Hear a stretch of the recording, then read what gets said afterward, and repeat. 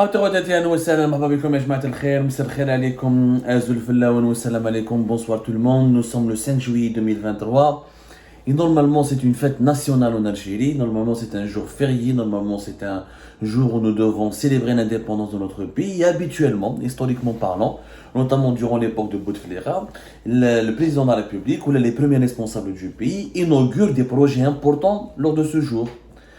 Habituellement, durant ces 20 dernières années, le pays s'était stabilisé après la décennie noire, grâce au premier boom des prix pétroliers après 2005, 2004, 2003 jusqu'à 2008. Le pays a gagné beaucoup d'argent, on a commencé à construire le pays et généralement, traditionnellement parlant, le 5 juillet, normalement, le Premier ministre, le président de la République, les ministres, les wali sortent sur le terrain et inaugurent des projets, des nouveaux logements, des nouveaux carrefours, des nouvelles places publiques, des nouvelles cités, des nouveaux hôpitaux, des nouvelles villes, des projets importants doivent être inaugurés. Et Lioum Abdelmajid Tebboune a fait une sortie sur le terrain. Il était censé sortir pour inaugurer plusieurs projets, et bien malheureusement, Abdelmajid Tebboune n'a pas pu inaugurer grand-chose. Il est sorti plus inspecter des projets que d'inaugurer des projets. Pourquoi? Parce qu'il n'y a rien à inaugurer.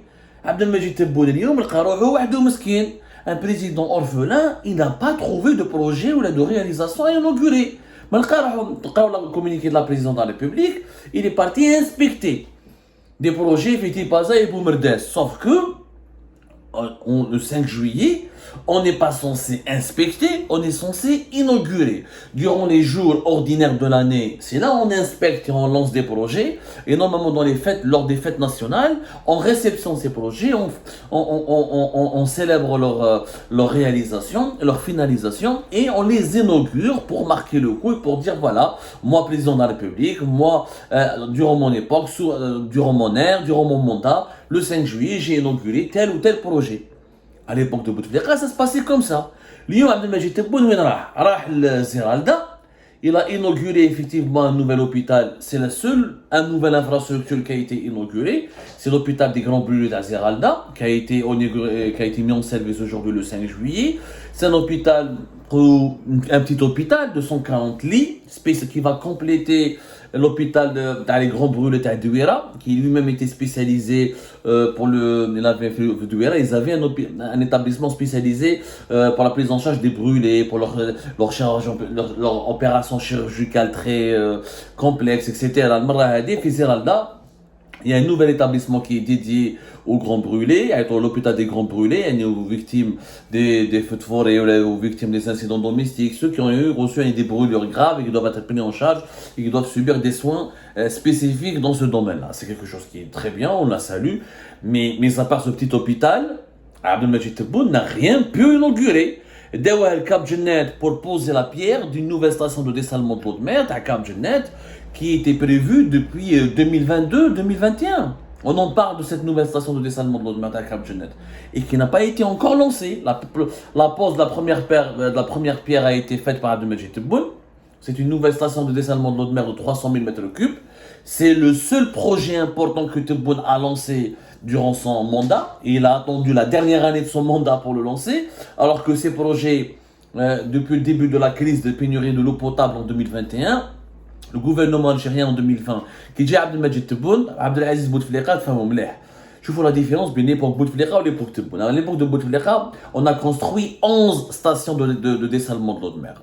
Ce sont des programmes qui ont commencé en 2002. La première station a été d'ailleurs réceptionnée en 2008. C'est la fameuse station de dessalement de l'eau de mer d'Al-Hama qui nous a coûté 250 millions de dollars avec un prêt négocié par un opérateur américain qui a prêté la moitié de la somme, voire même jusqu'à 180 millions de dollars si je ne me trompe à l'époque, et qui a permis à l'Algérie donc de financer une grande partie ce projet ambitieux à l'époque. C'est ce qui a permis à Alger, à la capitale Alger, de ne plus souffrir des pénuries de l'eau potable et des crises de l'eau potable. La station de l'eau de dessalement de l'eau de mer Al-Hama, qui était l'une des plus sophistiquées du monde à l'époque lors de son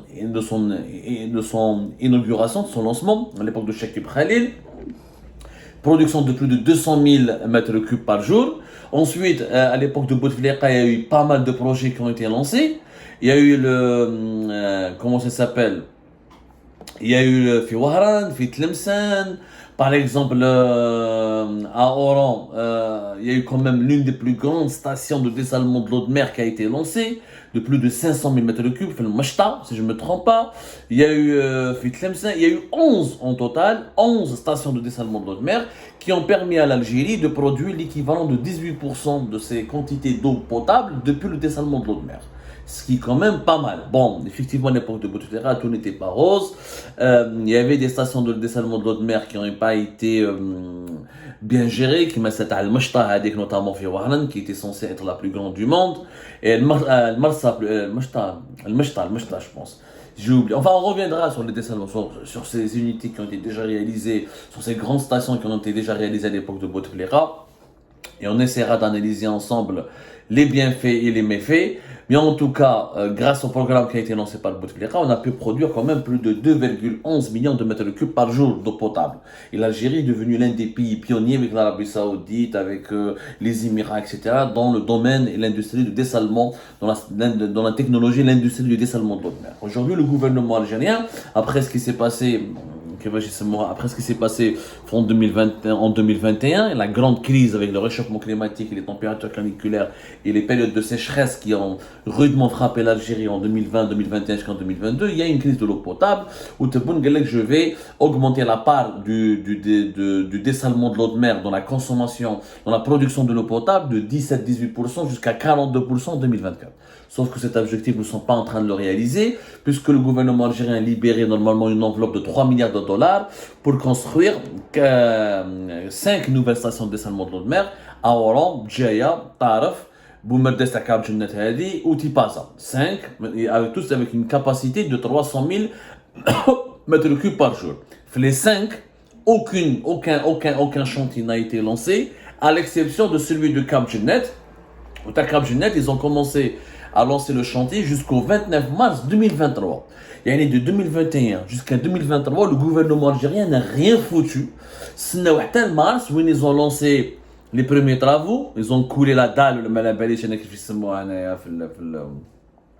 voilà, ils ont coulé le premier mètre cube de béton. C'était à l'époque, Mohamed Arkab était là, le ministre de l'énergie, c'était le 29 mars 2023. Mais durant toutes ces années, de 2021 jusqu'à 2023, rien n'a été fait.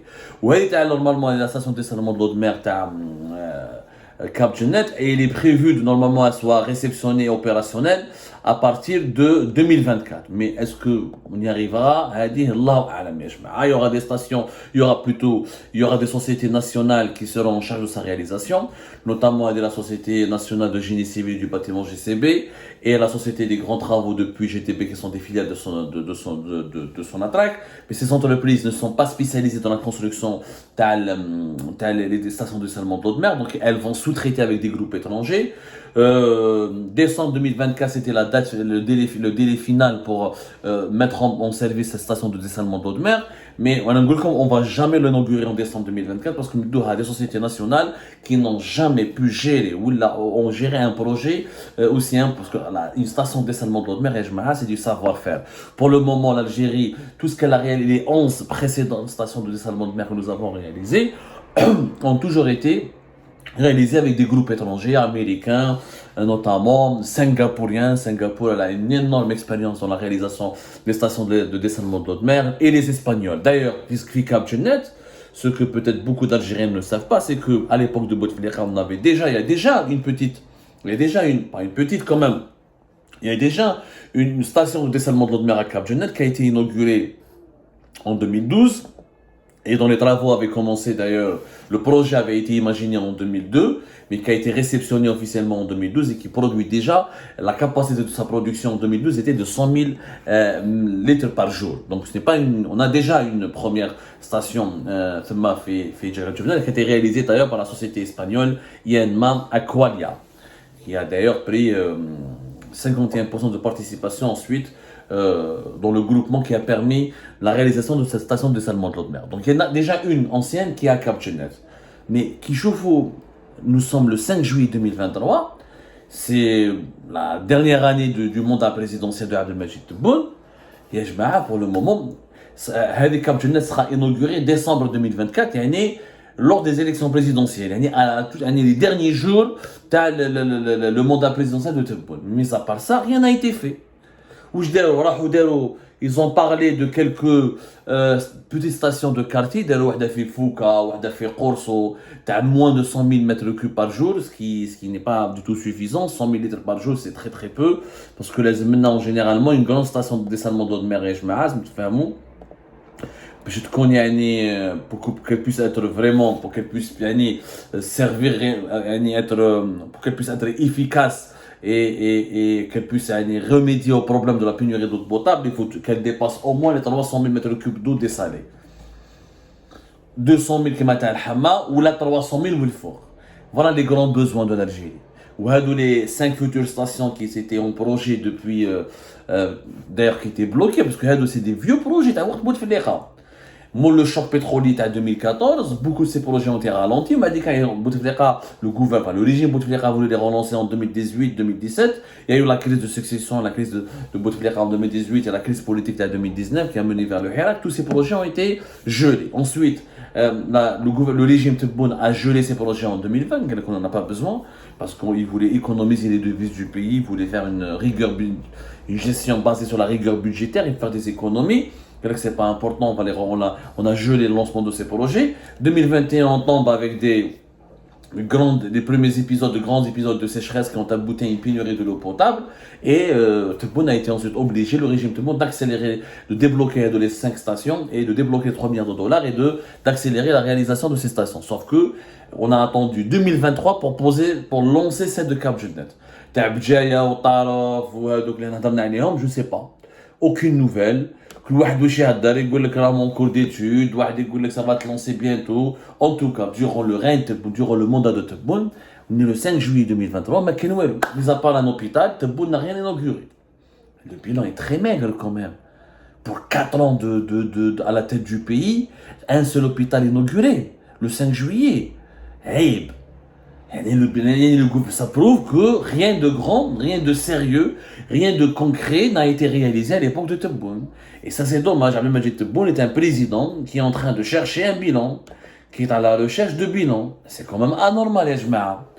C'est quand même anormal en 4 ans, mais cash, il n'y a pas de réalisation. C'est normal, mis à part quelques petites stations c'est ridicule. C'est ridicule. Il n'y a pas eu de grand projet qui a été lancé à l'époque de Tebboune. Il n'y a rien de grand n'a été inauguré. 4 ans au pouvoir, une pierre. La première pierre de lancement à Cap Judnet. Il y a un hôpital. En 4 ans, t'as Zeralda, t'as des grands brûlés. C'est tout. Qui chevouait les activités de ce 5 juillet.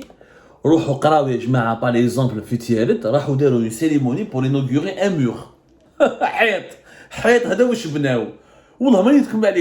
Il s'agit d'un mur qui a été réalisé, le mur d'enceinte du centre équestre un très beau centre équestre qui a été longtemps abandonné.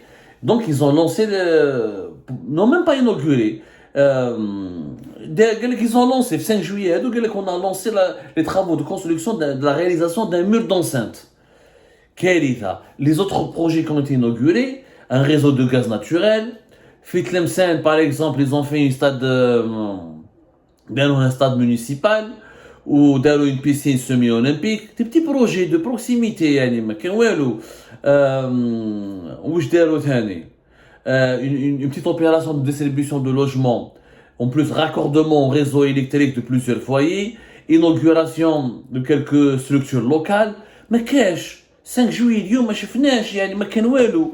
هذو في les wilayas de l'ouest du pays, Tlemcen, Oran, etc. Mais il n'y a pas eu. Ils ont inauguré quelques petites routes. Ils ont fait quelques petits raccordements du centre rural au réseau de gaz de ville, au réseau de distribution de gaz naturel et à l'électricité. Quelques petits logements qui ont été distribués par 7 puits. Par exemple, dans quelle wilaya? Ils ont, par exemple, inauguré 7 puits. Depuis 5 juillet, il n'y a rien de. Ça prouve que le pays était paralysé pendant 4 ans. Sous l'ère Tebboune, le pays était totalement paralysé. Parce que les ministres, les dirigeants que Tebboune avait nommés été incompétente, incapable de relancer le pays, incapable de redresser le pays. Mais normalement après 4 ans, avec des prix du baril du pétrole, il a gagné $130 en 2022. Et avec des prix du gaz qui ont explosé en 2022, normalement en 2023, en Algérie, la moindre des choses, on lance un nouveau stade. On inaugure un grand hôpital de 1000 lits, une nouvelle ville, des milliers de logements, une nouvelle autoroute, un gratte-ciel, un grand bâtiment, un nouveau parc, une grande université. Oui, rien n'a été inauguré, ma cache. Un hôpital, un hôpital, Cap Genet, un film, voilà que ça sera la station de dessalement de mer, une première pierre, ou j'ai d'akhal, la station de Korso fi Bouverdes, ou j'ai d'akhal. Comment, à la place de Tebboune, je me sentirais mal. Et je pense qu'il y a une colère qui l'anime de l'intérieur. Ses ministres et son gouvernement, 4 ans, en 4 ans, rien, pas un grand projet n'a été fait. Et à chaque mandat au bout de 4 ans, des nouvelles villes, des projets de grandes mosquées, des projets d'un nouvel club des pins, je venais une nouvelle autoroute, je venais des millions de logements, des nouveaux stades à Douira, stades à Berraqi, les Jeux méditerranéens, c'est lui qui les a lancés. Ça a bougé. Il y avait des projets qui étaient lancés. Et quand le bled كان تمشي الدعوة. حنا 4 سنين داروا 7 في معسكر، un mur في تيارت، quelques logements في وهران. طريق ولا راكوردمون de quelques foyers, un hôpital في زرالدا, une petite station de dessalement في قرصو, ووحده كبيره راه été lancée قال لك بالك توجد في décembre 2024. C'est pas normal يا جماعه, je suis désolé mais c'est pas du tout normal ce qui est en train de se passer dans notre pays. Notre pays il est paralysé. L'Algérie s'est enrichie en 2022, était censée en tout cas gagner beaucoup de revenus. Elle avait l'opportunité de s'enrichir comme jamais durant ces 10 dernières années. Et en 2023, le 5 juillet 2023, nous avons un président qui se balade et qui ne sait pas qui n'a pas de projet à inaugurer. Voilà, il n'y a pas de projet à inaugurer, à l'exception d'un hôpital et de quelques petites stations de dessalement de mer. Et le plus grand projet doit attendre jusqu'à décembre 2024. Et la fin de l'organisation des élections présidentielles. L'immobilisme général qui paralyse l'Algérie est un signe alarmant qui démontre non seulement l'échec, l'incompétence, les incuries et les faiblesses chroniques des actuels dirigeants aux commandes du pays. Ce sont une bande d'incompétents qui doivent absolument être changés en extrême urgence parce que nous abordons 2024 et 2025 et seront financièrement, économiquement plus difficiles que les années précédentes. Et c'est avec des prix de pétrole aussi élevés et de gaz aussi élevés qu'en 2022, le pays n'a pas pu inaugurer de projet en 2023. Je me demande comment ça sera en 2025 et en 2026 lorsqu'on passera une année 2024 beaucoup plus difficile et avec des revenus beaucoup plus faibles que va gagner le pays, que va engranger le pays, des revenus beaucoup plus faibles par rapport à 2022. Franchement, cet immobilisme, cette paralysie générale dans laquelle se trouve l'Algérie, elle est tout simplement effrayante.